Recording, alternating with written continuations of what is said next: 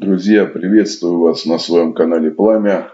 Представляю вам камин с шириной портала 75 сантиметров. Камин имеет двойной зуб, два приточных канала, возможность жарить шашлык, просчитано сечение дымохода.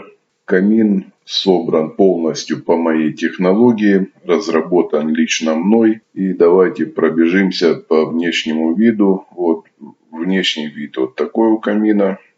И покажу вам, как выглядит сам проект. Проект вы получаете в таком вот портфельчике, в zip-архиве.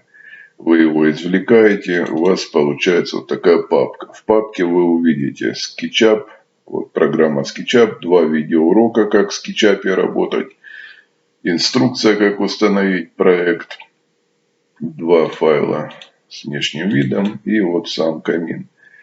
Здесь вы увидите порядовку. Порядовка готова к печати. Полностью, значит, расписана аннотация. Что здесь на порядовке вы видите.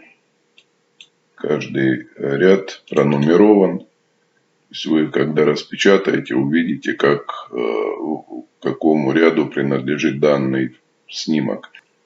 В общем, с первого ряда по последний вся порядовка есть. Значит, здесь вы видите просто простой забутовочный кирпич, облицовочный, двух видов, облицовочный вот коричневый и белый, ну или бежевый. Значит, всю облицовку вы выполняете на песчано-цементный раствор, а огнеупорный кирпич вы выкладываете на огнеупорную шамотную смесь. Это по порядовке. Вы ее просто выводите на печать и распечатываете. Теперь давайте посмотрим, как же выглядит 3D-модель всей конструкции. Вот так выглядит камин с двойным зубом. Здесь установлена задвижка. Вот вы видите задвижка. Вы ее также устанавливаете. Задвижку можно сделать самостоятельно. То есть такой вот прут. На него привариваете квадратной формы лист железа. Вырезаете по сечению 25 на 25 сантиметров. Привариваете. И у вас получается вот такая поворотная задвижка. Ну, можете купить готовую. Продается в магазинах. Весь проект выполнен из настоящих кирпичей. То есть вот вы вытаскиваете, видите, внутри простой кирпич находится. Кирпичи все настоящих размеров, 250 миллиметров, настоящие кирпичи. Возможность в камине жарить шашлыки. Видите, уголки установлены. На них вы ставите штанги и жарите шашлык.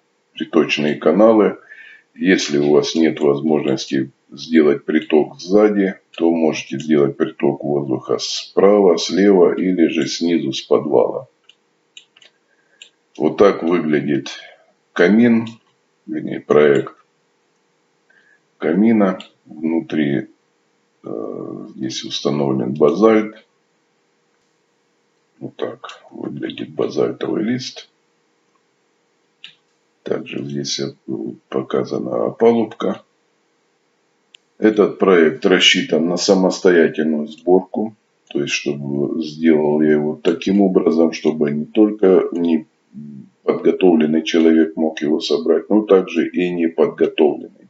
Главное, чтобы вы умели работать руками. По порядовке вы соберете камин. Значит, посчитано количество материалов. Вот, пластички сколько, облицовки красного, облицовки бежевого, огнеупорный кирпич, какая задвижка, значит, заслонки, сколько смеси надо. В общем, все здесь посчитано и прописано. Это в количестве материалов. Правила кладки есть и еще вот расчет высоты трубы над уровнем конька. Это, значит, схема, так называемая, прохождения мертвой зоны дымоходом. И кто не знает, что такое подвесы от гипсокартона, вот они есть подвесы, или подвесы подвесы от направляющих гипсокартона. Значит, я их сейчас использую в местах, там, где нет перевязки кирпичей. На каждый ряд устанавливаете такие подвесы от гипсокартона.